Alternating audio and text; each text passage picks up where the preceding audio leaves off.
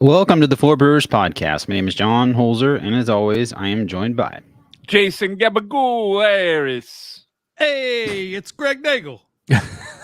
Tim Mather. And this week on the show, we're drinking Homebrews from 4B listener Nick Puddy. It's been a long time since we had Homebrew on the show, so I'm very much looking forward to these beers. He actually hit us up about a month or so ago and said, hey, I got some Homebrew I want to send you, and he sent us Homebrews, and he sent them to all of us individually, which was very nice of him, and they're even in cans, which is kind of amazing. Like, and labels. This is the point we're at with Homebrew, where they're putting their Homebrew in cans, and I am here for it. It's pretty cool. So thank you, Nick, for sending the beers. Along with the beers, he also sent a couple beers, at least I got, from Central Waters Brewing Company out of his area, and I believe he's from Wisconsin. I'm a fan of Central Waters. I've had their beers before, and it's good stuff. And he threw in surprise cheese curds for us. Yeah, I think you all got like a big old bag of cheese curds, right? Oh, yeah. Dude, homie knows me too. He sent me some Bloody Mary cheese curds. And if you know me, I love me some Bloody. And I love me some Wisconsin cheese curds. Nice. That squeaky. I'm going to make some fucking poutine with that shit. Yeah. He sent me some vegan snacks, which is basically vegan cheese with nuts and raisins and stuff, which was very thoughtful because he knows I don't eat dairy. So he sent two. He sent one which is mozzarella cubes, and then one that is pepper jack cubes right there. Beautiful. This was a sweet hookup. Fucking Del Taco took Jack cheese off their menu. Thanks, Jack. What? Yeah. You kidding me? I didn't even know it was on there. Yeah, really? They had a Jack quesadilla. It was way better than a cheddar quesadilla. Yeah, right? Yeah. Huh. They're like, we don't have Jack cheese anymore. I'm writing a strongly worded letter. Also, I swear the bean burritos are smaller too. You gotta order economy. Dude, the bean I get a bean burrito from Del Taco every day without cheese. And as far as the size is concerned, that is subjective. Like, that's whoever's making the burrito, it's up to them. Yesterday I got one, and okay, so typically I get it with no cheese, but it's 50-50 whether or not I get no cheese or no sauce. If I get the cheese, I just take it as a gift from the gods, because god damn it, I love their cheese. Like, sharp cheddar cheese is so fucking good. So I'll eat the cheese. I'll make an effort to ask for no cheese, but if I get it, okay. But confusing cheese and sauce, like, let me get a bean burrito, no cheese, and then I get cheese and no sauce, and that's just quality worse. varies wildly. You gotta say no queso, man. No queso. That's your punishment. Is you don't get sauce if you don't get the cheese. I order my red burrito bold, which has like the white sauce and fries inside the burrito. Damn. And you're guaranteed like a big solid half-pound red burrito. For the listeners who aren't California natives, Del Taco is it's like our alternative to Taco Bell. It's like if Taco Bell made things out of real food instead of out of plastic that is technically edible. Like, Taco Bell tastes fine, but it tastes like science has gone too far, and it's like technically edible bath salts that are formed into the general shape of beef. It's like it's 3D printed Mexican food. Yeah, everything tastes off. It's a diuretic disguised as Mexican food. And so Taco Bell's kind of garbage, but Del Taco is like the same price range, but good. But Del Taco got bought a few months ago by Jack in the Box. I forgot about that. Like, oh man, Jack in the Box is going to start fucking them up. I know they changed all like the combos, like all the combo numbers here are different. I'm like, can I get a number 2? And they're like, no, we don't have that. They're gonna start deep frying their tacos, like they're gonna make the box. It's only gonna be mini tacos smothered in cheese and jalapenos next. If they do like Taco Bell, where they start putting fucking cheese sauce on all their shit instead of real cheese, then they're fucking done. I don't see how. I do not see that happening. I can see them combining the two restaurants together, and making it like a two in one spot kind of thing. But if they met, like, Del Taco is like an institution in SoCal. Like they are known for having a certain type of food made a certain type of way.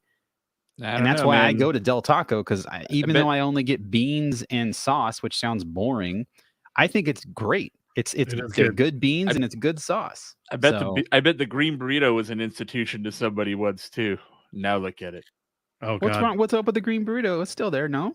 It's 3 items on the menu at Carl's Jr. It's not a fucking store anymore. Oh, the green burrito. Okay, yeah. Okay, right. Yeah, I forgot about that merger too.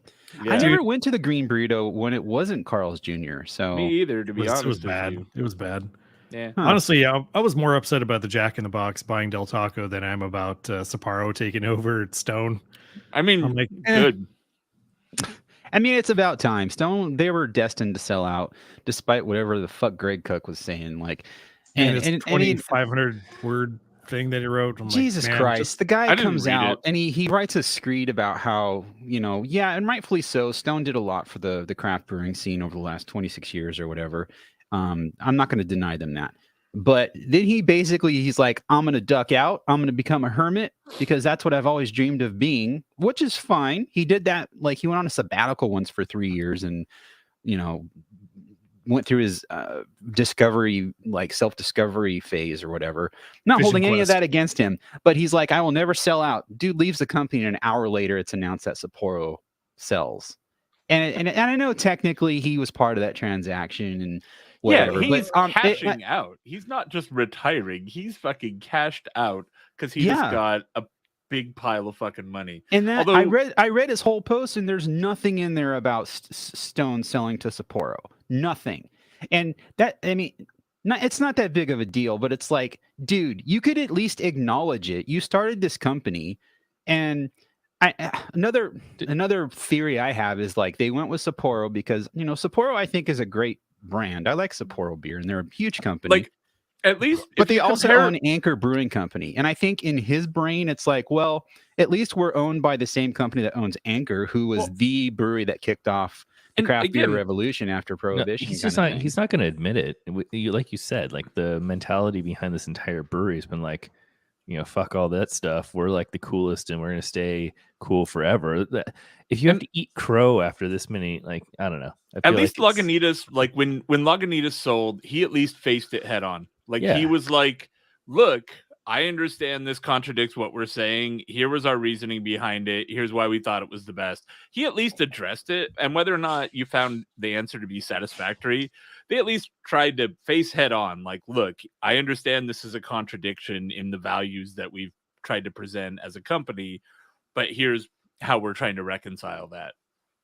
But yeah, we got none of that, which they don't owe anything to us. Like, they're just a company doing their thing, and I get that.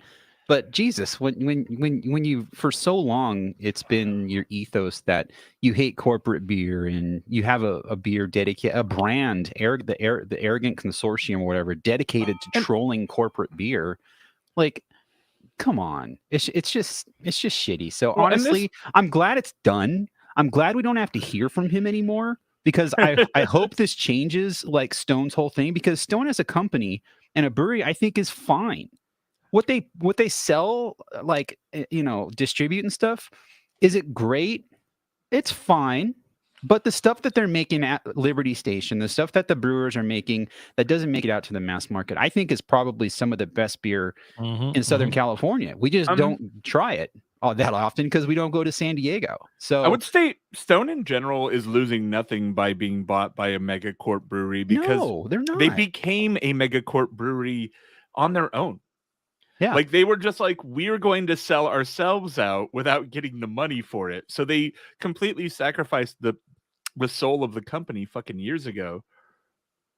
Like, every one of their beers feels like a marketing person came up with it and not somebody who's actually trying to make good beer. Dude, Buena Vista Seltzer, that's the moment I knew Stone was done. Oh, yeah, no, I was just going to say, I didn't know that they had a seltzer line until yesterday when I was driving down the freeway and I saw one of their box trucks with the seltzer brand on the side. I'm like, oh, well, that makes sense. Yeah, Tim, it's imported from San Diego. Get it? stupid. I That's just on think the it's fucking box. Like, I think it's hilarious that 2 breweries that Jacob McKean has been a part of were sold within the same week.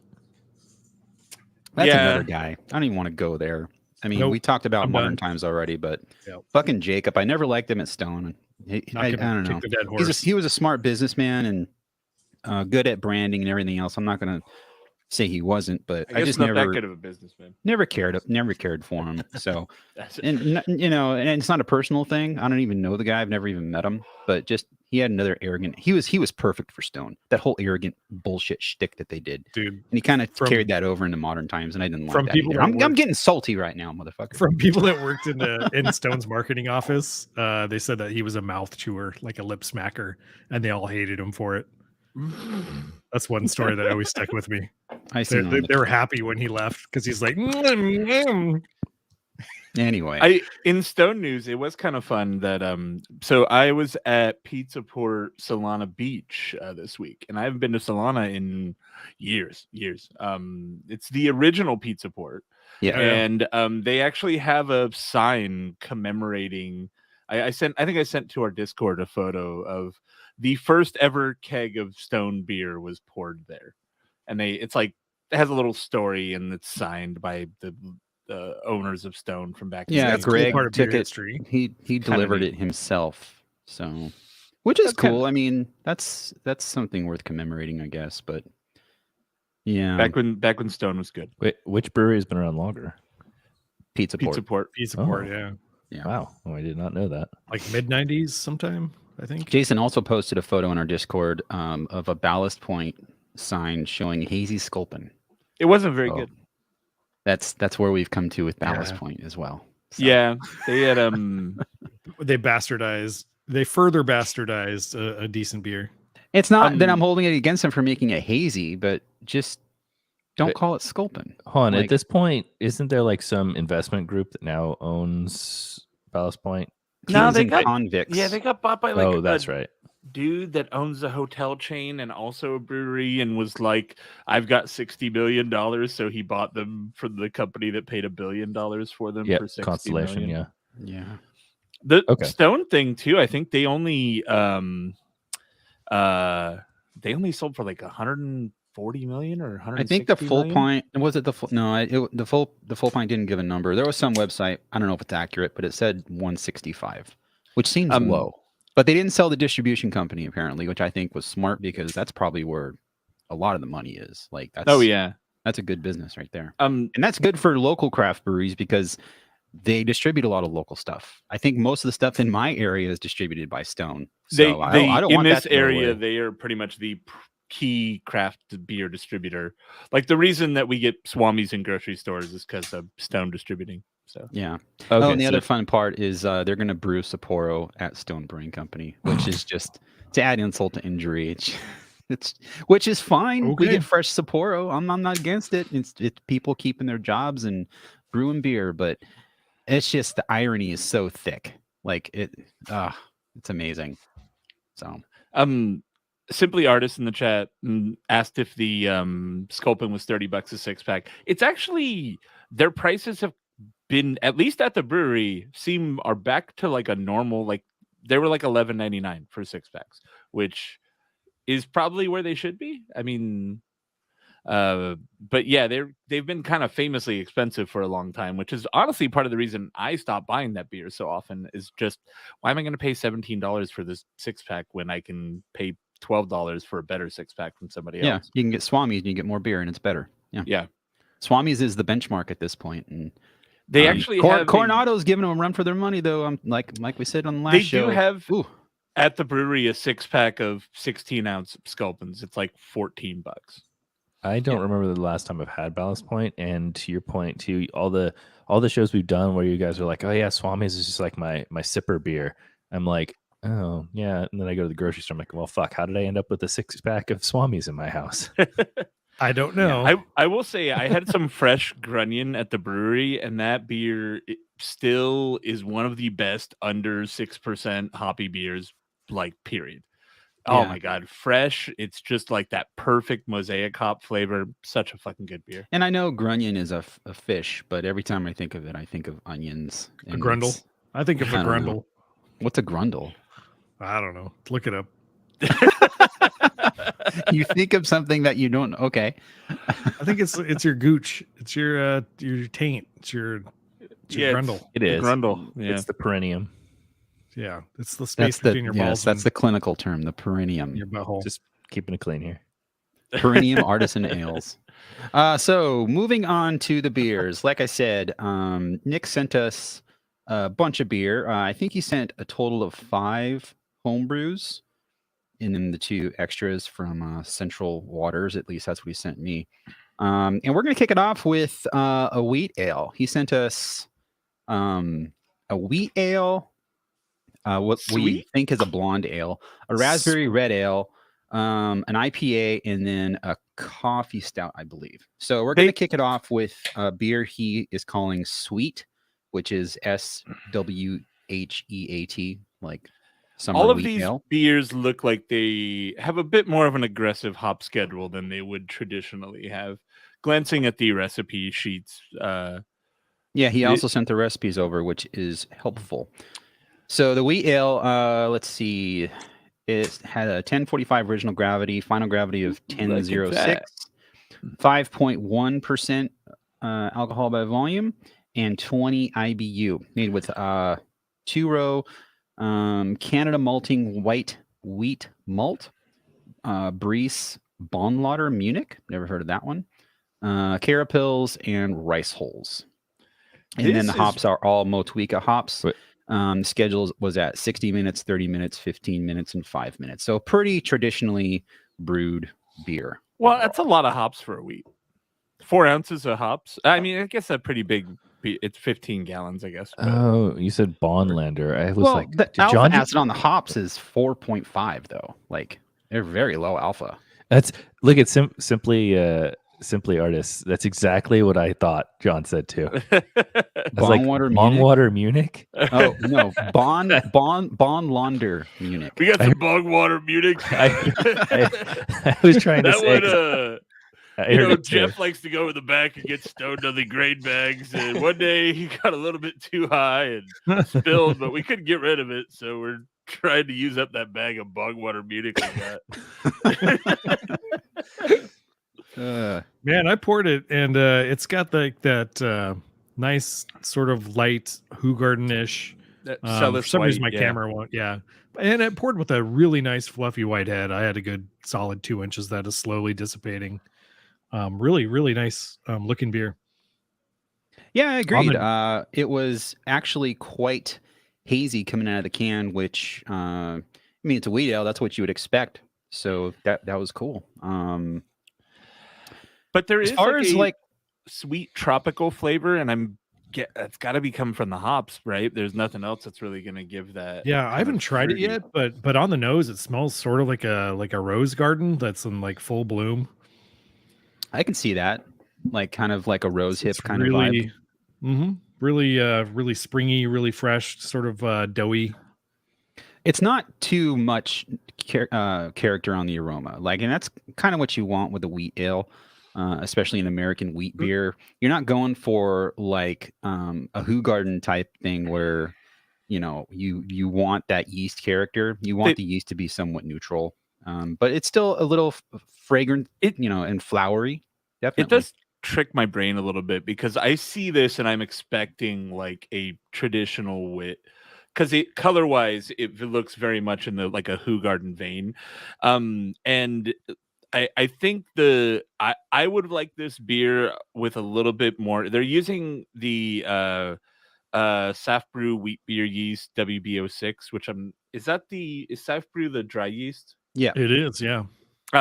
I think a more expressive yeast might help this a little here. Not that I think the beer is bad, but I think just in my head, and maybe it's just my expectation messing with it, but this tastes like and he does have it styled as an American wheat beer. I was about to say it's an American wheat beer, so. And I'm like, what if you made it less American? Is honestly where I'm at with it, where I think maybe doing like with a traditional wheat yeast or something that's a little bit more estery might give the beer a bit more complexity that I think I can see that, but for Yeah, for what it is, being an American wheat beer, it's hitting all the checking all the boxes for me. The beer I think of first and foremost is Hangar 24's Orange Wheat. Granted, that has oranges in it, so it's going to be more citrus and aromatic. But as far as like mouthfeel, overall dryness, carbonation, and all that, this reminds me a lot of Hangar 24's wheat beer. It does feel like you're getting that fruity character that you'd get from the beers that have fruit added, and it's probably coming from the use of a more modern tropical hop varietal in there. Yeah, you do taste more of a citrus flavor going on, fruity, slightly citrus. Nothing like acidic, but it's got a vibe to it. I get some Meyer lemon peel, like Meyer lemon, is really popping out on the flavor. With that doughiness, it's a little on the aqueous side. Could be a little. I mean, there's a lot of carapils in there. 2 pounds of carapils, maybe bump it up a bit to get a little more body out of it. I mean, these are minor complaints, but overall, just as a summer crusher. I mean, I know that when I have people drink my homebrew, the one thing I don't want is them to be like, "Oh, it's good. Yeah, good job." So, no, I agree with John and Egg up here. The Egg bagel. It definitely reminds me of that. Got the orange. The Hangar 24, yeah, the orange wheat. Yeah. Like I understand the characteristics that you're mentioning, but it's the first thing that I was gonna say originally was like I do get the citrus, but it seems a little more on like the lemon side of citrus. Not acidic, not sour or anything like that, but just like the essence of like a little hint of lemon citrus, kind of Meyer lemony, like you were saying, Greg. So I think you're spot on with that. I mean, when you look at the grain bill, the white wheat malt combined with the carapils makes almost 50% of the malt bill. So I'm sure the white wheat malt also, plays into the mouthfeel as well. So, and the I mean, it seems like he did it right by making it half of the grain bill, basically. So the Motueka like spec sheet also listed as having aromas of lemon lime with tropical floral stone fruit. okay. And then tropical fruit comes through in the flavor, which we're also getting. So we accurately tasted Motueka hops, guys. We did it. Yeah. Overall, I think this beer is fantastic. If you told me that this was from a craft brewery, I wouldn't have thought otherwise. And my only other concern with these being in cans is you're always concerned with dissolved oxygen, messing with the beer, whether it's an IPA or any other kind of, style. And from what I could tell, it seems like these were canned. Like you don't want a lot of headspace left in the can. You want it to be as much liquid as possible to avoid any of that dissolved oxygen getting in there. And the can was nice and, I mean, it was very well carbonated. You couldn't really squeeze the can. It was just like it came from a brewery. So I'm curious to see maybe this Will Brew Lab. That's the name of his brewery. I don't know if this is a place where you can go to can, or what kind of canning system he has. But whatever it is, it seems like it's working pretty well. Because at least for the first beer, it seems like there's no flaws in the packaging. You know what I mean? Yeah. For sure. I was mentioning before the show that seeing homebrew in a can is still real like mind blowing to me. And John made the point that it's not that big of a deal. You can get canners for like $200. I'm like, my mind's still blown by the fact that I've never actually seen that before. Yeah, so the quality here. Yeah, they. I mean, when they first started, the only thing you could buy, I don't know, 5 years ago was the Crowler canner that all these other craft breweries were buying, but it was like $1,000, and you had to buy a pallet of cans and all this other bullshit. And now you don't. Like there's other companies that have come out with canners that, are definitely cheaper than $1,000. I want to say the average is probably around $400 to $600, which still sounds expensive, but you're canning beer. Like it's not as easy as putting a bottle cap on and, So we doing the Will Ale next? Yeah, I think so. I'm looking for it right here. This just says ale. Yeah, because Will 5.4? is if you look at the main label, Oh, right. that's like the name of the brewery. Yeah, not sure if it's like just his own personal thing or if they have like some sort of collective or something. I don't know. Yeah, again, it's, you cannot squeeze it. Like it's very, very well carbonated, or it's, well packaged. Not that it means it's well carbonated, but usually a squishy can is an area of concern. I can confirm it's well carbonated. Oh, wow. Oh yeah, for sure.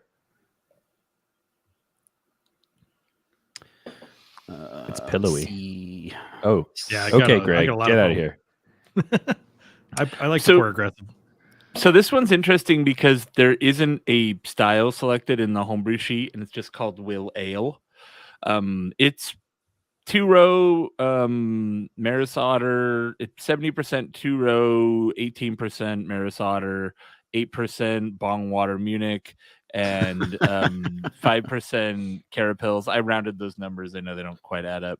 But then the hops are Styrian Goldings, Bittering, and then Amarillo at 30 and 15, and Citra at 5 and Flame Out. So again, we've got kind of a blend of like traditional hops and more modern varietals.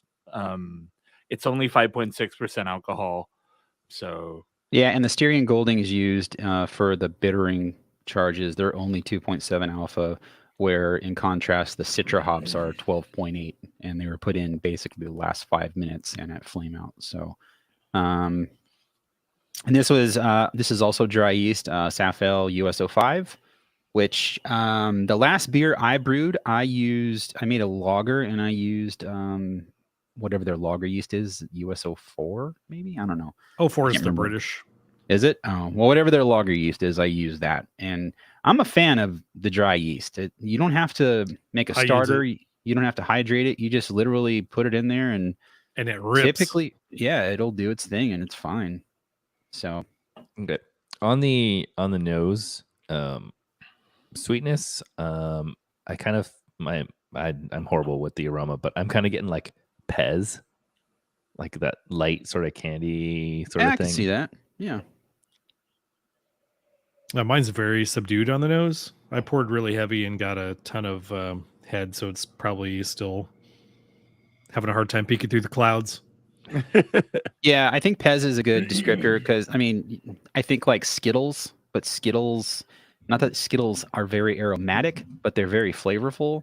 But as far as aromas go, like I think they're on the opposite end, where Pez is more subdued. Sound silly, where Skittles smells juicier than Pez, where Pez smells drier. Yeah, exactly. No, Yeah. That's what I'm getting at. Like it's very subtle, and I know that's one of those discussions right there where I'm like, are you really getting that in the weeds about how it smells? And this had a starting gravity of 1053 and a final of 1010. So it's got some lingering sweetness in there. And I mentioned that because I just tasted it, and I do get a little bit of a fruity sweet vibe on the back end, which kind of reminds me of Skittles. It really does almost taste like there's fruit in there. But not in the Citra way. I'm not getting like lime. It's really more like it's candy. It's not like it's not citrus. It's more candy flavored. Which I agree. When you see Citra, you think you'd get more of a citrus character. Do you think that's from the Bong Water Munich? That can play a role. Yeah, that's gonna give it more of like a dank vibe. But I'd say it's important to say that by candy, it's not like sweet in your face, like you were eating some candy. So it's got some of the vibes of it. I think this is like, if I got this at a brew pub, I imagine they would probably sell it as like a hoppy blonde, something like that. It's kind of like your typical blonde ale, but with a bit more of a hop profile. But it's really drinkable. This is like a good summer beer. I think this is more of a summer crusher than the Sweat. Yeah, it reminds me of like like an American style pub ale, like like Boddington's and stuff like that. That's traditionally on nitro. It reminds you of that. I mean, but it's an American version of it. It's just a pub ale. Like it's just a crusher ale. It's a session ale that Okay. you're gonna knock back a couple. And So you're not saying it gives you Boddington's vibes, because it No, absolutely does it's got a not give lot me more those character. vibes. Yeah. But mine is not very. It's very nondescript. It like no one thing is really poking itself out and saying I'm this. It's just a beer that's drinkable. Not really a thinking man's beer. It's just a crusher. Yeah, it says it's 30 IBU as well, and for me the bitterness is very subdued. The candy sweet character, not that it's like under attenuated sweet, but like that vibe is lime Skittles.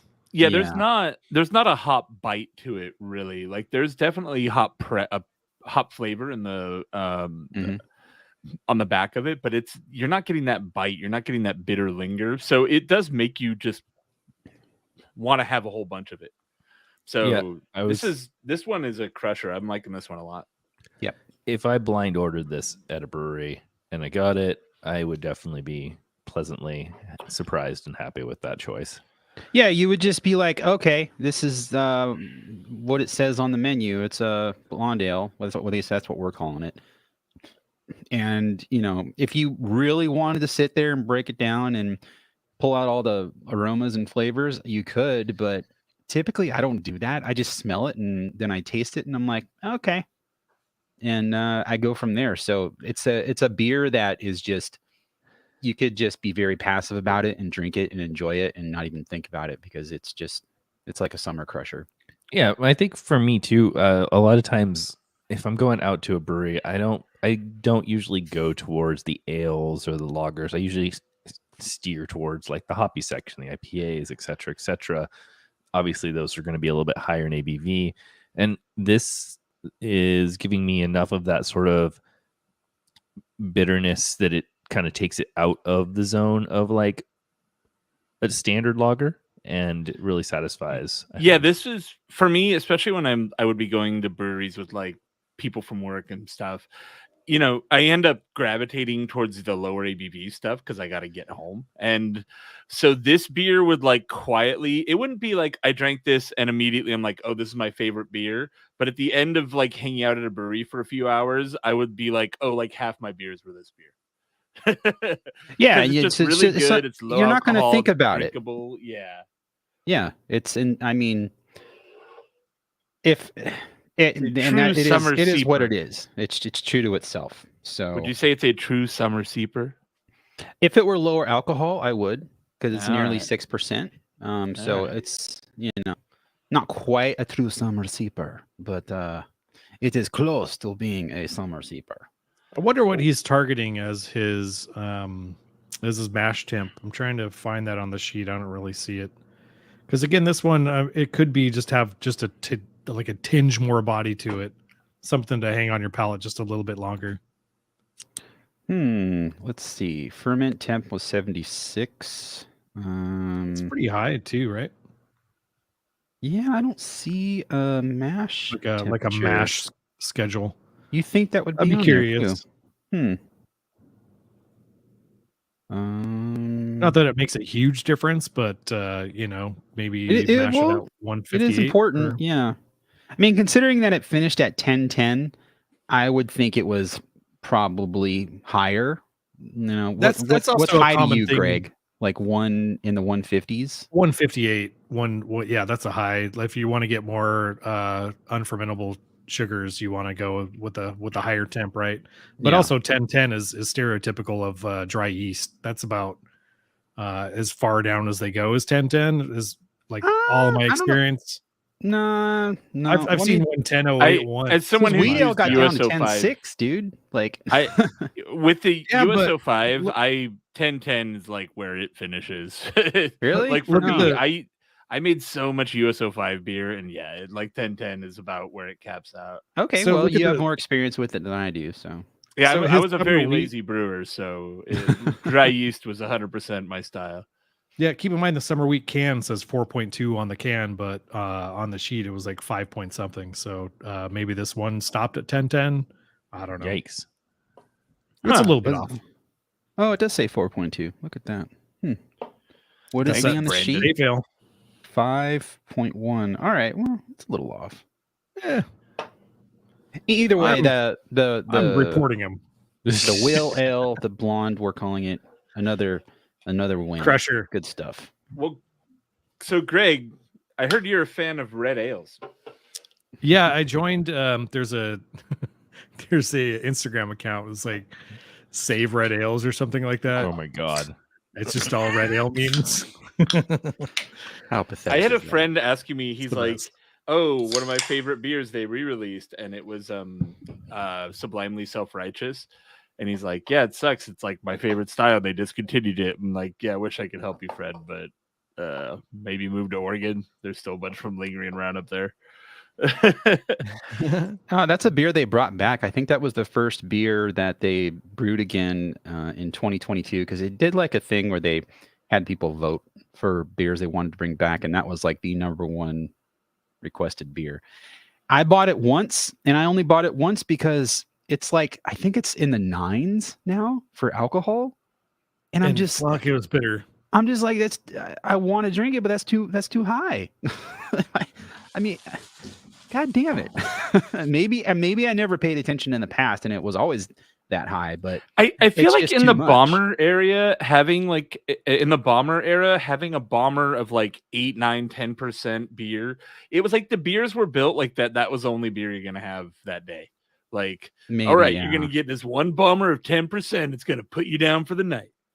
Yeah, that could be the case. And getting it in a 6-pack form, like at least with me, it's like, oh, I'm gonna have a couple. Well, with that, you can, but not advisable. And I guess a couple would still be a bomber. It's 24 ounces instead of 22, so you're in the ballpark. So this raspberry red ale seems to be a more traditional recipe, except for the fact that it has raspberry in it. Yeah, it's got Maris Otter, pale malt, Crystal 60, aromatic malt, and then red raspberry puree, which was calculated at 10 bricks. And if anyone's unfamiliar, bricks is the term you use when you're talking about the sugar content in like wine or grapes. Bricks. Yeah. So it's kind of close to what you'd use for brewing. So yeah, it looks sort of like just like an ESB recipe with raspberry. I think at the pro scale, they don't really use specific gravity as much. They use bricks, right? Mm-hmm. Like whenever I talk to people that actually do pro beer, like they're using using Play-Doh. Or Play-Doh is what it is. Never mind. Yeah, that's Play-Doh and bricks are kind of similar. Yeah. So at least from I think sugar content of fruit. Right. I will start by saying I will retract my poo-poo of the concept of a raspberry red ale that we talked about before we started recording. And go into this I'll go into this with a much more open mind now that I have tried it. It does look like an ESB or like a /red. It's sort of ruby highlights going through some orange. I have a lot of head on mine. If you look at it by percentage of what the fermentables are, it's 44% Maris Otter, 10% Crystal 60, which 60 that's where you want to be with your crystal malt. 3.9 aromatic malt, and then 40% red raspberry puree. Yeah, by weight. There's almost as much raspberry puree by weight as there is Maris Otter malt. So yeah, and this starting gravity was 1049, final is 1012. So it's around 4.8, unless the can says something different. And 4.8 on the can as well. So this has just traditional bittering. I mean, a little bit. There's Northern Brewer at Flame Out, but there's not really any hop character to speak of. East Kent Golding's bittering hop, nothing crazy. Pretty traditional, just bittering hop additions. Yeah. US04 dry yeast. So this beer tastes 100% like one of those beers that would be a rock star at a brew pub. That is 100. That is also very much not for me. I don't like fruit beers that much. So I think this is very well done. I think it's a very good example of a raspberry ale. For a red ale, I would like it to be a bit more sticky and bitter if you're trying to invoke like the thought of a traditional red ale. And that's what I was afraid of. The color. I was afraid it was going to be like a traditional red ale, but then with raspberry puree in it, which doesn't sound good in my brain because red ale, I don't know, it doesn't work in my head. And so since this is technically a red ale, but it's kind of toned down, I think it's well built for fruit to be added to it. So the fruit's a complement and it's not clashing. It would be more like, I would say if you took the fruit out of this beer, it's more like an amber. Whoa. And then the fruit gives it a lot of sweetness where you would get that from caramel malt, right? And stacking those probably may not work. So I can see why you may not have done that. But it may call it something else, I guess. For me on the nose, I get a lot of like it's very meaty on the fruit aroma. Like it smells thick. It has some depth to the fruit. I've had this same experience on the nose with some of my homebrews where I've added fruit, though, where it's kind of, it's not a paper thing. It's a, I can't describe it. It's kind of like a home brewy aroma, and that, I don't know if that makes sense. I can't quite describe what the smell is, but it's a smell that when I've made fruit beers, it's like that smells like a home brew with fruit. And that's the vibe I'm getting on the nose. I think the fruit aroma is actually very well done on the nose. Like that raspberry, it pops. But the underlying beer, it reminds me of something I would make, which in the past, a lot of my fruit beers have been like, I wish I could have done that better. And I can't explain what went wrong in the process or what I could have done differently, but that's kind of the vibe I'm getting on the nose. Outside of that, on the flavor and everything else, not much of a red ale character. It's all about the red raspberry, I think. It's very, you can almost pick the seeds out of your mouth, like from biting into a raspberry. That's how it comes off for me on the flavor. It's nice. Yeah, the fruit comes through very well. I think fruit and beer often tends to be very artificial, and this comes through with a nice fruit flavor. I think it comes through really well. I just don't like raspberry. So hold on, wait. Red ale Nagel, what's your take? Yeah. I mean, it's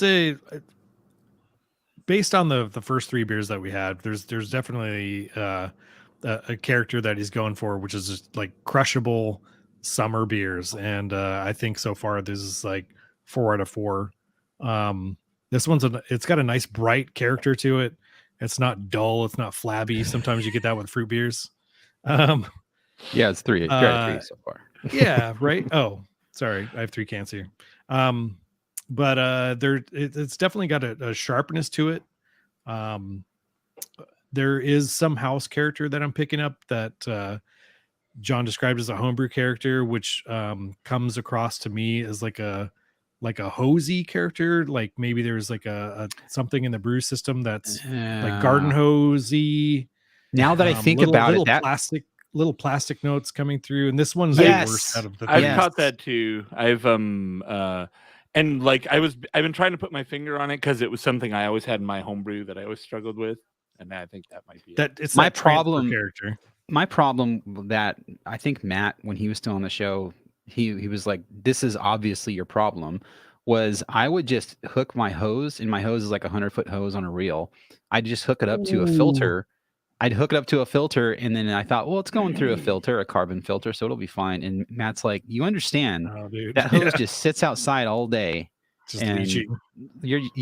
What are you thinking? And I'm like, that's totally the problem. Like, and that's kind of the vibe. Yeah, that kind of, again, it's not plasticky plastic, but it's kind of like Greg said, it's hosey. Like it could be chloramines, something in his water.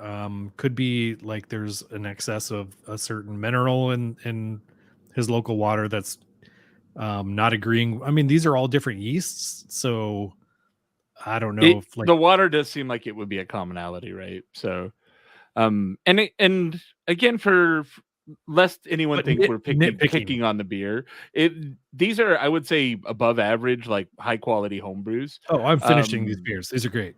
But also, like, I know for me, the one thing I always look for if I'm giving people homebrew is like, tell me what to fix. Like, I know there's something not right with my beer. I know my beer could be better, so tell me how to be better. So we try to be hypercritical here and make sure that we're picking out whatever we can pick out.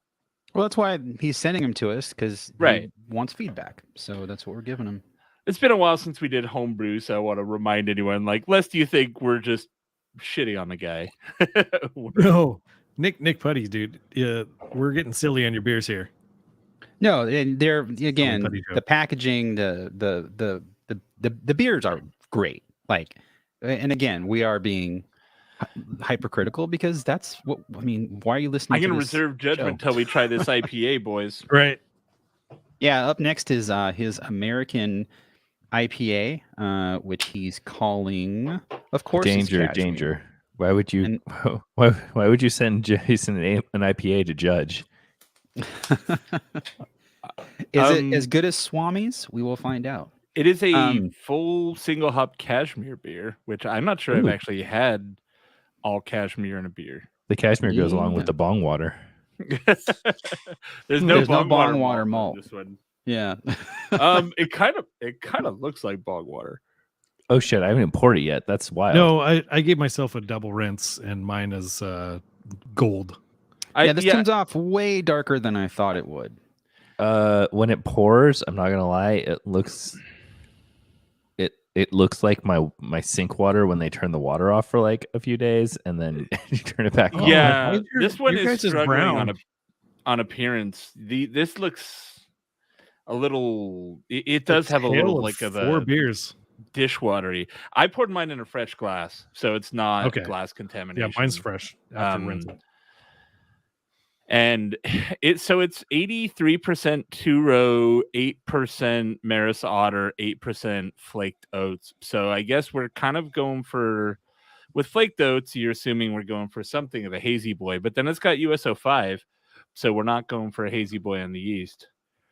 It does have almost a pound of cashmere hops, which is a lot, but not a lot for a 13-gallon batch, I think. Actually, I've put a pound in 5 gallons. The color is really. I'm at a loss to determine. It's concerning. It's off-putting. Yeah, I'm at a loss to determine why it's gotten so dark, because none of that malt. 8% Maris Otter shouldn't be that dark. You know? Kyle, Kyle could have from the been chat. a craft can. He's saying that, I mean, it's just him looking at a beer over the internet. Looks oxidized, which, it does look that way. Jason's face sums up what I just felt too. There's some stuff going on with this beer. So mine is fine. So I'll talk about mine. Well, you start then, Greg, because I want to see what you think. It's got this like grape Kool-Aid note that I'm picking up on the nose. God, you're so good, man. You say that, and then I smell it.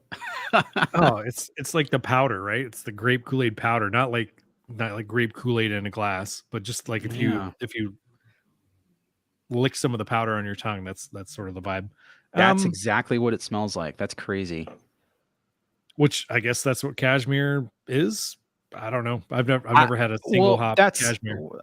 I don't know what to expect on the nose, and for me, that grape, that character, the nose isn't working for me.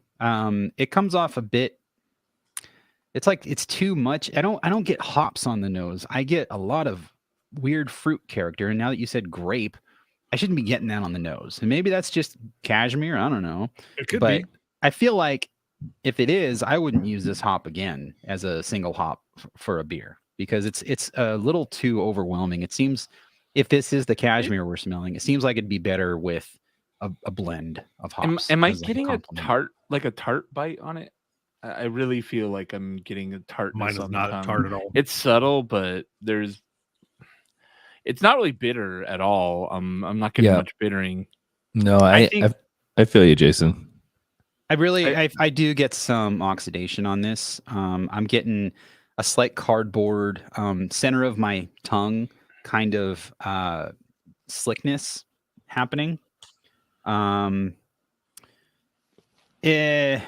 think these may have caught a bug or something, honestly. Yeah, this is what again, what we're talking about packaging. This may be a packaging issue. And since it's an IPA, that's the one where you're concerned the most with canning a beer, because that dissolved oxygen will just wreak havoc on an IPA with all the hops that are in it. Yeah, but like if it doesn't do justice to how dishwatery it looks. But like if I got served this at a restaurant, like I would look at it and go, something's not right. No, that doesn't work. No, dude. But like when I poured it, it was like excuse me, it was like gray water almost. Weird. Yeah. I really think this is the canning process that went weird. Exactly. I think it's a packaging issue. I had an 81% attenuation, which is pretty high. The raspberry is a lot better after going back from that. Yeah, there's something happened with this beer, unfortunately, which sucks. But that's what happens. Like, IPAs, they're scary beers to brew because a lot can go wrong in the process, and then packaging is a whole other thing. We've said on the show 100 times. We said on the show 100 times, but that the old homebrewer wisdom of, just throw a lot of hops in it, it'll cover up all the flaws, is like so obvious because all these breweries believe it and they make just straight trash. Like I go to a random new brew pub and I'm like, let's try their IPA first. And you're just like, yep, garbage. All right, let's leave. Like they're not going to have anything else good. Like IPA is a really hard style to brew. I think it's really hard to do well. There's a million of them out there, but most of them aren't that good. And it's a really hard style to hit. And this one, unfortunately, is a miss. But thanks for sending it. Yeah, looks like it turned. We can't really critique the recipe because something went off in the process. So, and the recipe looks pretty straightforward. It's 2-row Maris Otter with a little bit of oats. I mean, you can't really fuck up that grain bill. Right. Yeah. Yeah. Unfortunately, though, and I really think it's a packaging issue because something got in there. It's probably oxygen. It's giving it that oxidized character, and it's fucking with the hops. And that's basically what we got. And the color. The color is atrocious. It looked bad. Like, yeah, it really has that mop bucket kind of look. Yeah. And I mean, it's going for a 5.8 SRM, which is basically yellow orange, and this was red brown, like with a little bit of gold, on the edges. So the kind you clean up with the mopping bucket. To round things out, we are opening the last beer that he sent us as far as the homebrew is concerned. This is called Stout Month. This is an American stout made with Belgian candy syrup and coffee beans. It smells delicious. And I like the mix there, right? So it's Irish stout malt with UK dark crystal and coffee malts, and then Belgian. Sorry, it was gonna drip. Sorry. John just straight up just like, sorry about that. I licked the can for people that don't have video. I licked the can. Sorry. I was looking and I immediately regretted it because I'm like, what's on this can? I don't know. Oh no. Crossing my fingers. But then the adding of Belgian candy syrup, D180, I don't know the numbers off the top of my head, but I think, isn't that the dark candy syrup? I don't remember. It's been a while. In the middle? Is it? Okay. There's 90, 180, and I don't know if there's a 360. I don't remember. I never brewed with it that much, so I don't know. Same. Just a little bit of nugget hops for bittering. So this one is very traditionally hopped, and 12 ounces of coffee beans put in the boil. So it's kind of like a mix of different cultures, right? The coffee is kind of an American thing. The candy syrup is going back to being more like a traditional, like a double or something. And then the malt bill otherwise is very much like a UK stout. Yeah, D180 is extra dark, and the 180 is referring to the lobby bond on the color. So Northern Brewer has D180 for $13 a bag for a 1 pound bag. The coffee aroma on this is killer. Have you guys smelled this? It's like fudge and coffee. It smells bomb. I mean, when I licked the can, that tasted pretty good. And that was just a On the drip. can lick. So, oh god, I think Kyle clipped it. Oh, great! Thanks for that. Oh, I can't copy and paste while I'm in the. Well, there's the link. Just type that in and you can watch it. Yeah. Enthusiastic spooky soybean. I'll get it later.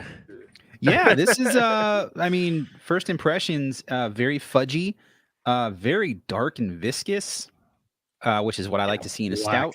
Can't see through it. For me, the head is pretty dark, which is also like, again, I love seeing a dark head on a stout. I mean, that's just a bunch of, it's just chock full of just super dark malt. And speaking of the recipe here, the grain bill was Irish stout malt, dark crystal 80, coffee malt, chocolate malt, roasted barley. Yeah, that's the color right there. The roasted barley and the chocolate malt. That's just super deep on the color. I love here. It's stouts awesome. with roasted barley in it because it reminds me of like Ireland and Guinness. Yeah, it has that dry characteristic of Guinness, but there's a lot more going on than just that. I don't have a clean cup, so I'm just going straight from the can, but the flavor of this is pretty fantastic. It ends with a bit more bitterness than I would anticipate based off of the aroma, but not, again, it lingers a little bit, but it's kind of, it honestly, I think that might be more of like, if I only drink like black coffee. I don't usually put anything in it, and that's kind of the lingering flavor that I'm getting is more of that like coffee hanging out more than anything. Yeah, anytime negative. you're making a beer with coffee, you have to take into account that coffee is going to provide some bitterness, as well as the roasted barley in there is going to provide some bitterness, because roasted barley is basically like coffee beans. And maybe dialing back some of the nugget hop charge in there.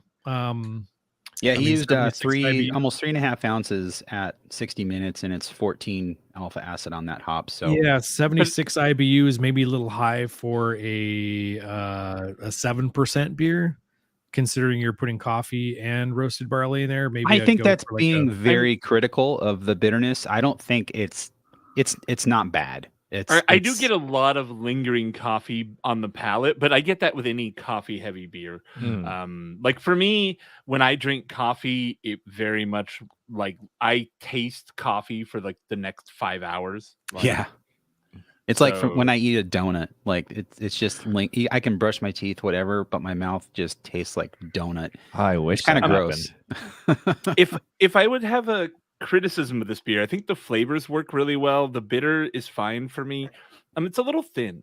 For 7%, I'd like a little bit more body in there. I almost never say this, but it may be a little bit more sweetness in the malt bill might help it round out a little bit, because we're getting so much bitter. But the biggest thing I'm getting is it just feels thin. I'd like it to maybe coat the palate a little bit more, coat your tongue. And that would be, I think, where this beer could improve. But I think it's a great recipe, and the coffee's coming through really well. We've had so many beers from professional breweries where the coffee gets that green pepper thing, and or ashtray. This is exactly what you'd want out of a coffee beer. It's a lot of coffee, so but you would want to be very front that this is a coffee stout, coffee heavy. It's not coffee as a highlight. It's not coffee as like a note. It's coffee as a star. But I like that. And I'm not one to recommend or diagnose or prescribe lactose in a beer, but just a little bit of lactose sugar in here would really just round it out. Yeah, because I could see what you're saying about the bitterness. Because the more I drink it, the more I notice it, and it's a little off-putting, but maybe, like Greg said, just adding some lactose, keeping the bitterness the same, would kind of offset that. Yeah, Kyle suggested we could put maybe some cocoa pebbles in there. Yeah. Across the board, though, I think my only complaint with all the beers as a whole would be they were sort of on the watery side. maybe need just a little bit more body to them, a little bit higher mash. Maybe check your thermometers, calibrate them, but just make sure that everything is correct there. But I mean, Yeah, and again, overall, super good beers.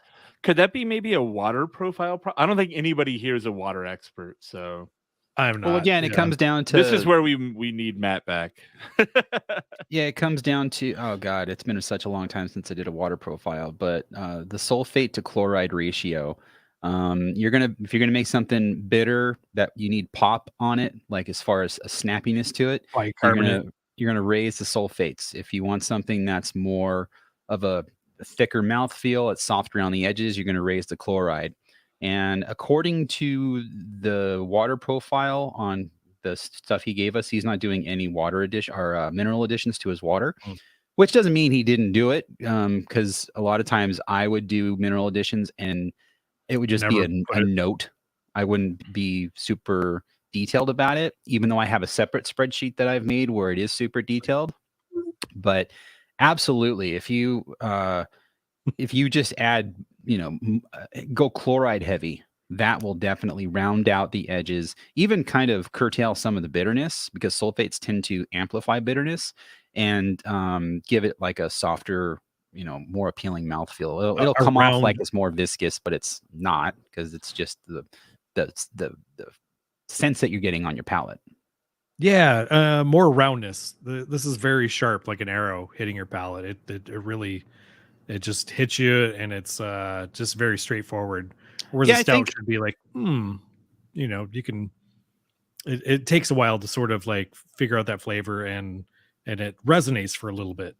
Yeah, I really think I would start with minerals. I would add, if you're just using your tap water or whatever, I don't know, maybe you have a well water. I don't know what is going on with the water for Nick, but just adding chloride to it would that's where I would start with this, or with all the beers, maybe, and if you are doing sulfate and chloride additions, maybe tweak it a little bit, but especially for the stout, adding chloride would definitely be my starting point. And then if Greg were to try it and say, hey, it's not enough, it needs to be rounder and more bodied, then I would definitely go to the lactose route. Make it a milk stout. Make it a milk stout. There you go. But overall, I agree. These were all very well done, aside from whatever happened to the IPA. I don't think that was a recipe problem. I think that was a packaging issue, which is unfortunate, but really good stuff. I'm very impressed with these beers. I appreciate the detail in the recipes, and that he sent them over. That it's one thing to send the beers and say, what do you think? I'm like, okay. And there's only so much we can say. So having the recipe to talk about is extremely helpful. Super helpful. It gives you way more insight and lets you break down the beer even further when you see what's going on with the recipe. So again, Nick, thank you for the beers. We appreciate it. And this goes for anyone. If you want to send us some homebrew, we will gladly take your homebrew. Don't try to kill us with it, but yeah, it's we claim to be a craft beer and homebrew show, and the homebrew has been very, very few and far between for the last. I'm a retired homebrewer at this point. You guys, if anybody in Southern California wants a good deal on a bunch of homebrew shit, hit me up. No joke. I took the week off to clean my garage and shed, and I have a fully functioning homebrew system in there. So I'm weeks away from hitting another batch. Yeah, I just cleaned out my garage as well. I threw out, well, I still have them, but I'm donating all my CDs. I had a whole thing full of CDs. I want to say like 400 CDs or something. And I'm like, I'm not getting rid of them. I need my CDs, but I never listen to them, and they're going to deteriorate at some point. I took my box Mozilla 1.6 on it. I took my box of 200 CDs to Goodwill a year or two ago. Yeah, I have a box of DVDs that are 480p, and then Blu-rays that are 1080p. I have no 4K Blu. I think I own like 5 or 6 4K Blu-rays. So I will say this: I have a pretty expansive video library, like media, like Blu-rays, DVDs, whatever. 480p DVDs on a decent player with upsampling look still look pretty damn good. Like Yeah. they don't look bad. It's not like watching a VHS tape. Like when they're upsampling, like yeah, it's not as crisp as watching it in like 4K, but it's pretty close to watching like 720 content. It's not bad at all. So Yeah. the Most of my DVDs stuff are worth keeping around. Yeah, most of my stuff though that I've wanted to watch, I've purchased through Apple at this point anyway. I mean, a lot. And then with Movies Anywhere, like when you buy a physical copy and then it just spreads out to all the services automatically. That's amazing when you enter the digital code and then it just shows up in your Apple video library. I love that. I can't believe Apple got on board with that, but it's amazing. So everything I have is digital at this point. So I was like, take it. I don't need it. So I kept, I had a CRT TV that was my first TV that I had in the garage. We now have two 50-inch TVs in the garage, so we can watch TV while we work out. We have two Apple TVs in the garage. Like I think I own 5 Apple TVs. It's amazing. That's too much. I just watch No, my it's iPad. great. I just watch my iPad, John. I did that too, but when you have a big TV in front of your treadmill, oh, it's the best. I realize, as I think possibly the youngest member of the group, like I was thinking about this the other day with my son, because music to him is Spotify or maybe the radio, but like Spotify is where all the music is, right? And I was thinking, like, I remember having a cassette player and then having a Discman, and then when I wanted to get a whole album, I'd have to go and like get it off of Napster or LimeWire or a torrent.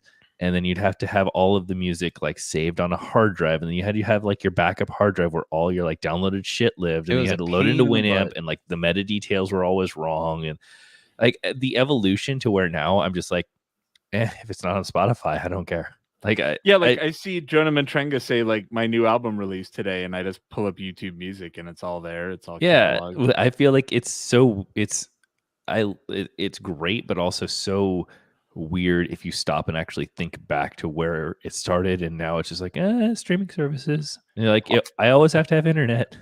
Also, the new Jonah album's kind of weird, but the internet thing is wait. Why is it weird? It's just very very produced, where I'm used to much more minimal from Jonah. Well, he did a crowdfunding on Kickstarter for it, and he used that money. I understand what you're saying. One line drawing is typically very, very stripped down. Like he records, like in the past, he's recorded in people's bathrooms. Like some of my favorite songs, one of them has a phone ringing in it. Right. No, I get that. Like a landline phone ringing in the background because it was recorded just like in a house. But you got to also remember, One Line Drawing was also his side project while he was in like FAR or any other band he was in. That's something he would just do for fun. And then those songs, some of them would find their ways to the bands he was in. And this is all he's doing now. And I love how produced it is. I think it's great. It's I get very, very sad listening to that album. It's hooky as fuck, but Jesus Christ, the songs just every song makes me feel a different way. And like I listened to it last night, and I had a rough night last night because my mom is going through some hardcore cancer shit. And I can cry right now thinking about it. It's a great album. I worry about when acoustic artists become like full production album artists. A lot of times their music loses a lot of the soul to it. And I didn't think that was the case on this, but it's my immediate like, I'm not sure. No, I get where you're coming from, but I don't think that was the case with this album. But Greg, you should check it out. It's called Tender Wild, by the way. You should totally check it out. I guess I'm not eating dinner tonight.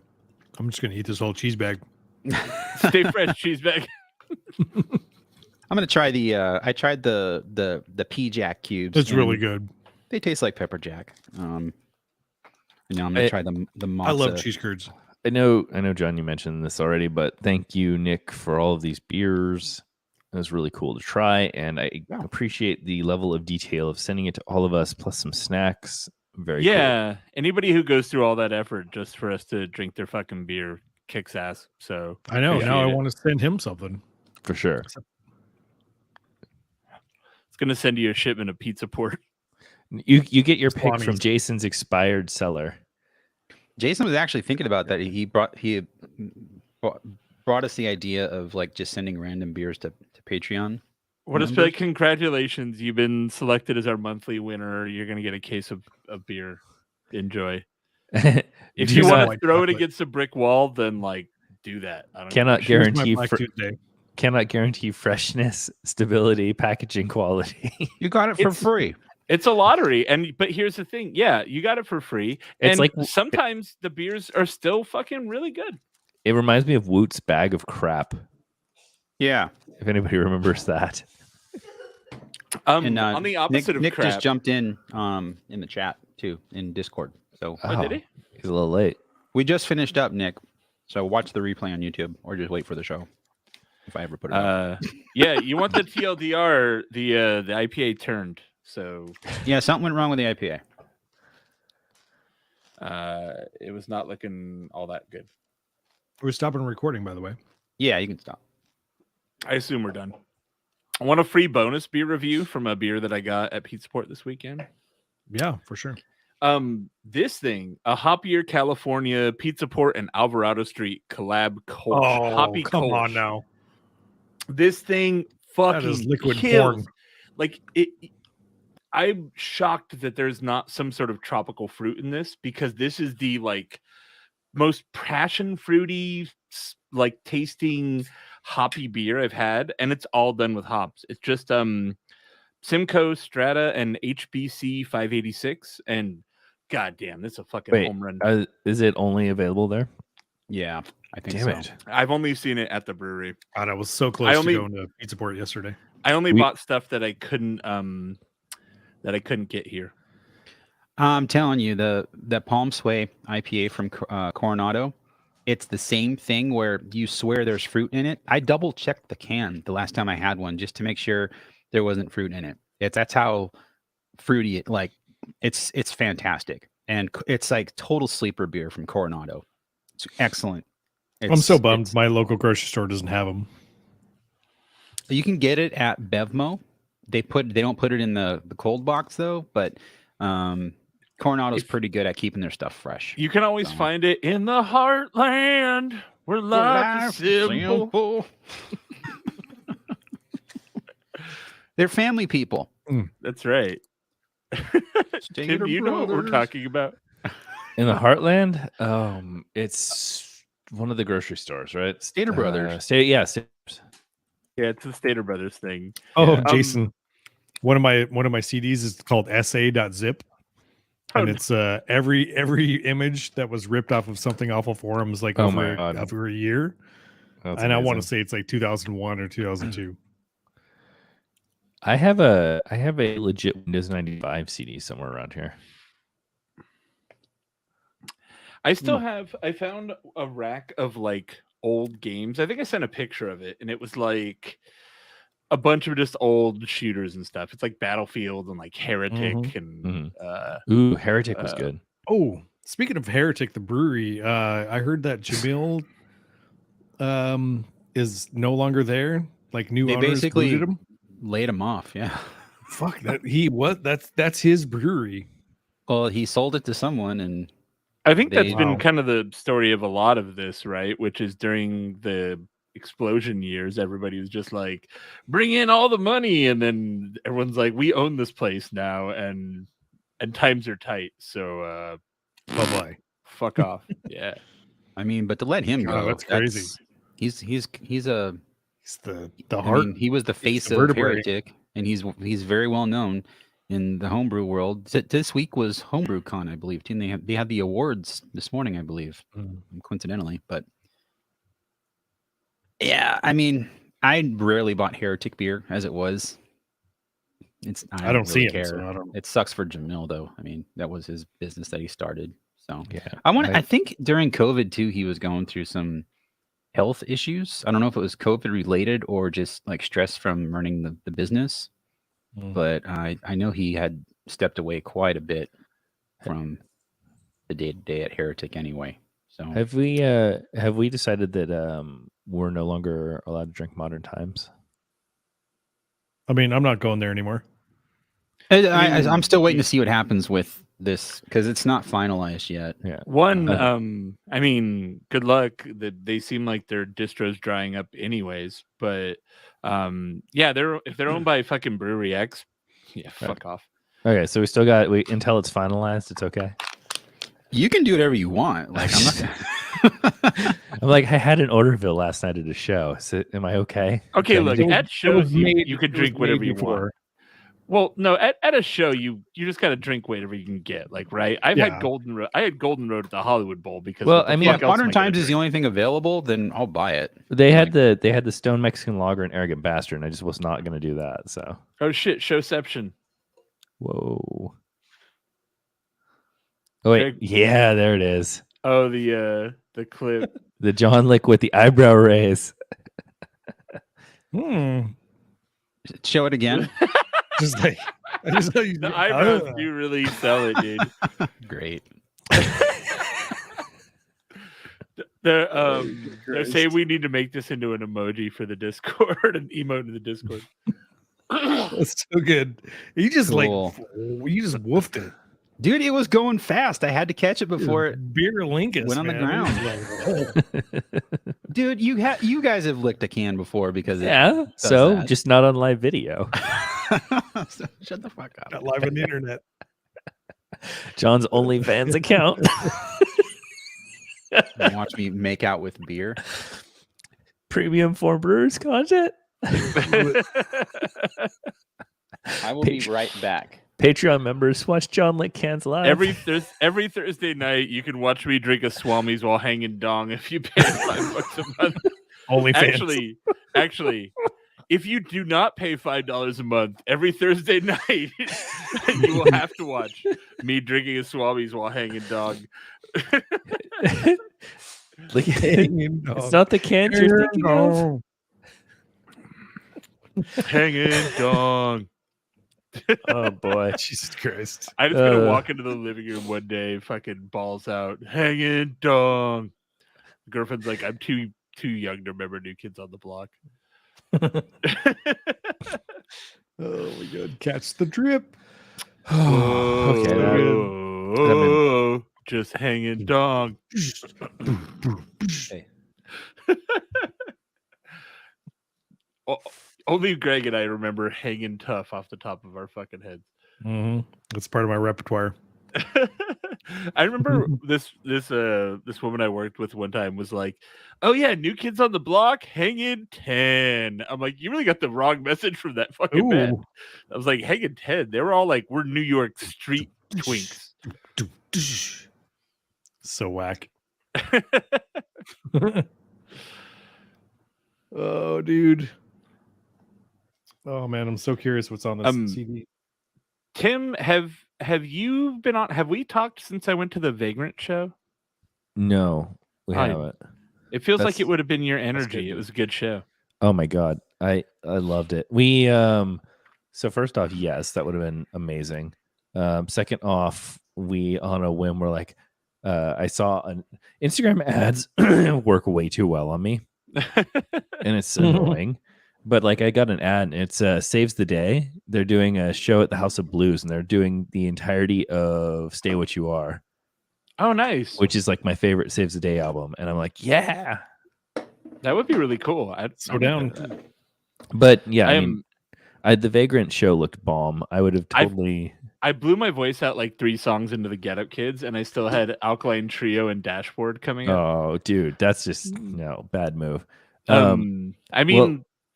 I had to sing my whole ass heart when the Get Up Kids came on. Seriously. Did I tell you that for Valentine's Day this year, I got Matt Pryor to write a song for Sarah? I think I saw something about that, but that's awesome. We have the handwritten lyrics, so now we have it. We have it framed. So we have the lyrics framed. It's pretty nice. That's cool. It's cool. He asked me for like details and he made like a song that like talked about our life. Yeah, Chris Dills from Anti-Flag did the same thing, and I got him to write a song for Yvonne. Maybe I was thinking about John doing it, and I didn't hear about yours. So, but that sounds awesome. Yeah, it's really nice. I think Chris did it for $200, and I gave him a $50 tip. Yeah, like all things considered, it's like that's not that much to have like a world-renowned musician like I told Brian, the singer of my band that I was in, Better Luck Next Time, I told him that Chris did that. And he's like, how much? And I'm like, oh, it was only $250. He's like, dude, can he write us a whole album?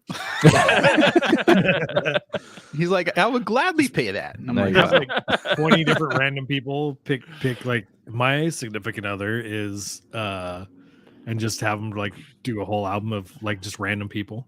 Yeah, Yeah, there this you go. is a Go Valentine's Day shopping at request, Trader but I would Joe's. like to write a song about the mental toll that COVID has taken over the last couple of years. Could you just give me something about that? You better Really be. doing a concept. You got to be careful with that one because I've heard some bands that put out albums about that, and it's just way too on the nose and like way too literal and not at all enough musical. That's why I'm went hiring to a the better grocery songwriter to store. write about it. I had to put a mask on my face, Exactly.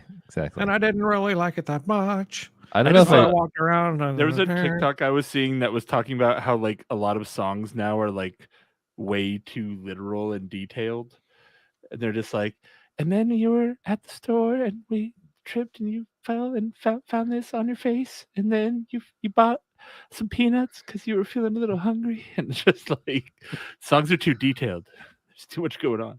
That sounds like Dead Milkman. It does. Have I expressed to you guys my wife's love of Bright Eyes? I in my head I know that you like Bright Eyes, but I didn't know that it was also and or stemming from your wife.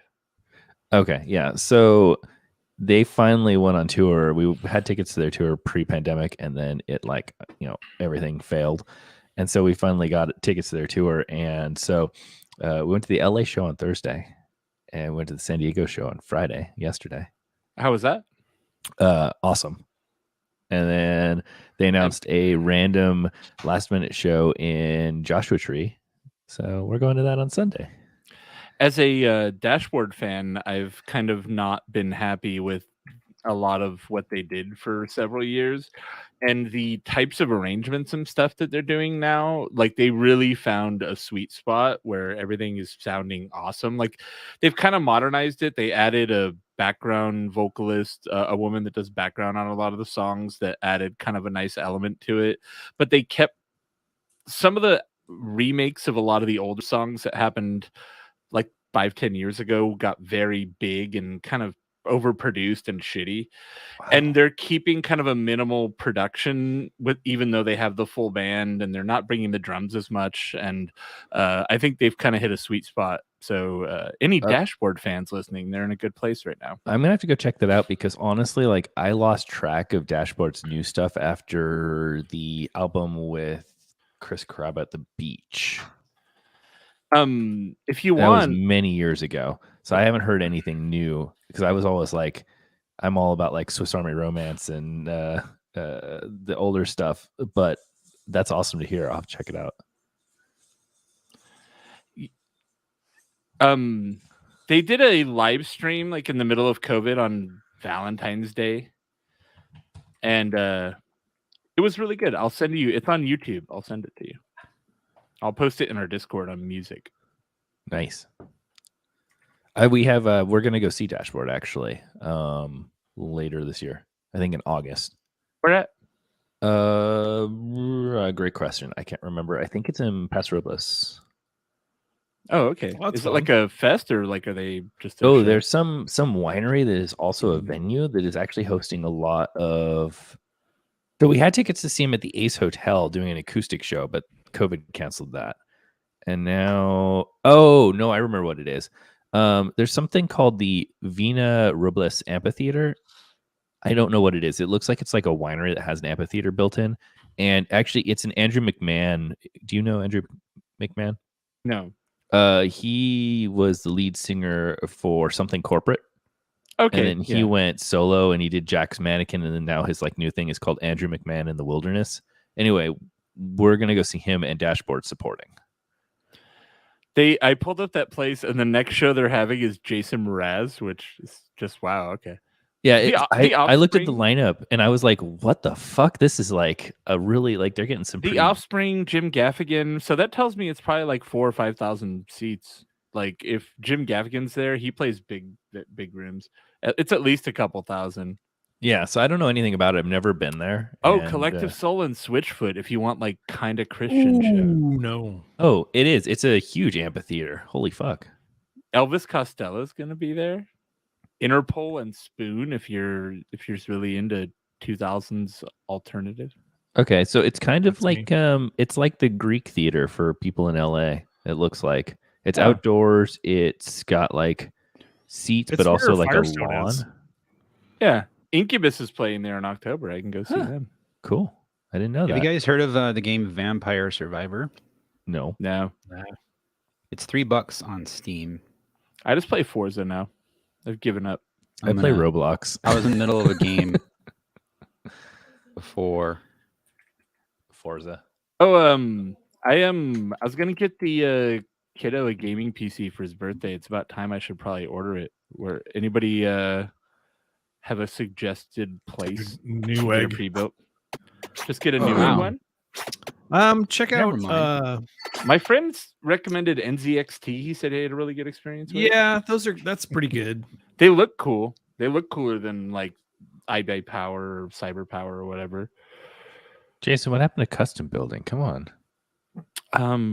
It's 2022 and shit's expensive. I know, Video I'm cards are stressed. actually coming back down. I just got an email from you New save Age. money in the bundles.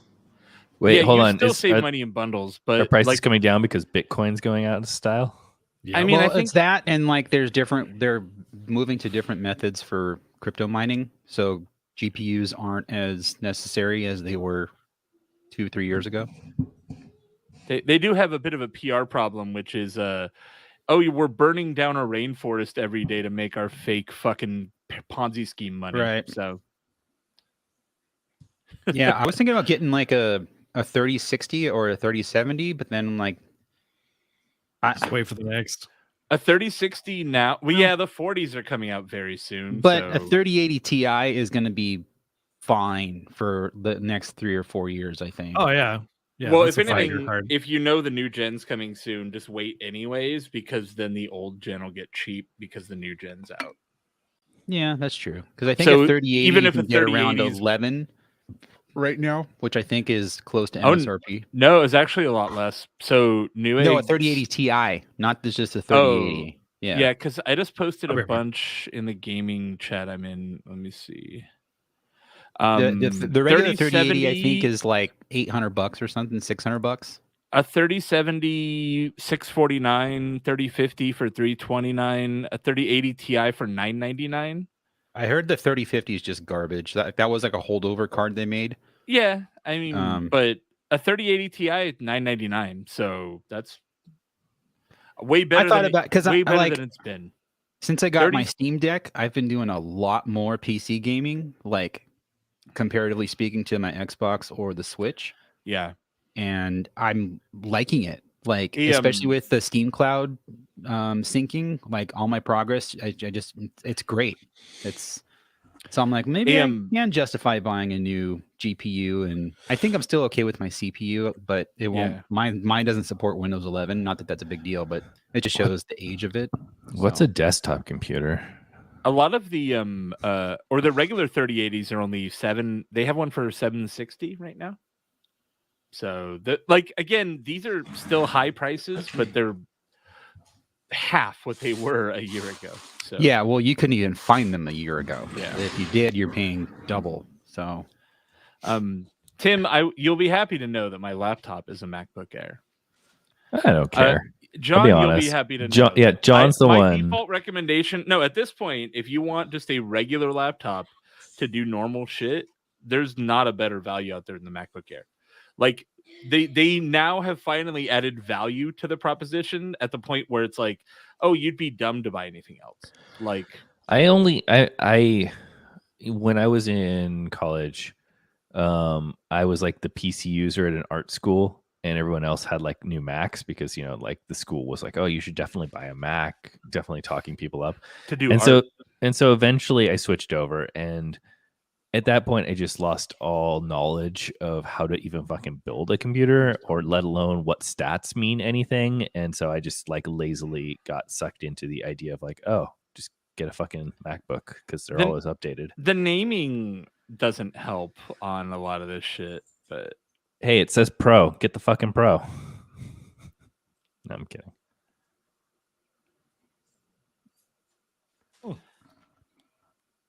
I don't game enough to really care. I play Xbox if I need to. Yeah, and if you don't care that much, you might as well. Like, why even bother? John's making more content for his OnlyFans. Licking cans. He can't. I hope he can't hear us. Yvonne's showing me her butt. Exactly. Did you hear me? Licking cans with John Holzer. She got new pants and that has weird stitching on the pockets, and she's not. I'm sure that's what it is. Yeah. So she wanted me to feel it, and I concur. It does not feel good. All right, then. I think this is the time we all sign off. Can you close the door? Yeah, I got a jam. Come on, my dudes. I'll see you next week. I think so. I should be around, hopefully. I'm going to Arizona for work next week, so if I come back without killing myself, then I should be good. Yeah, be careful.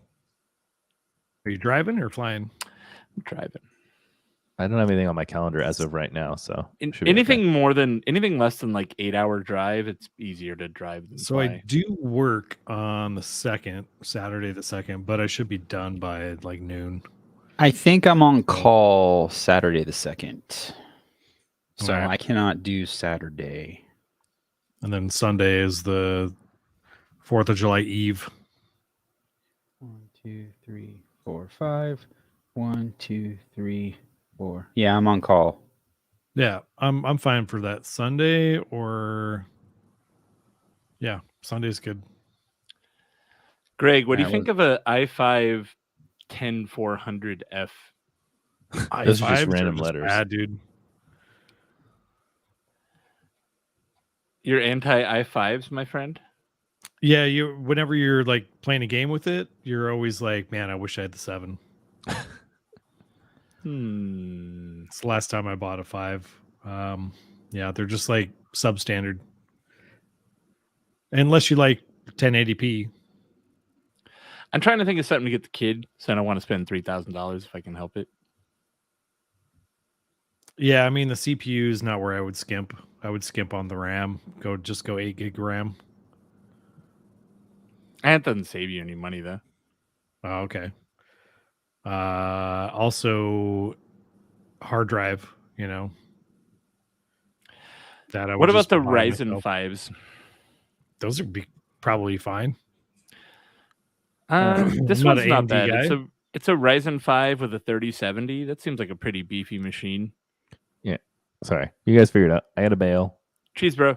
I'll see you all later. Stay fresh, you. cheese bag. Bye.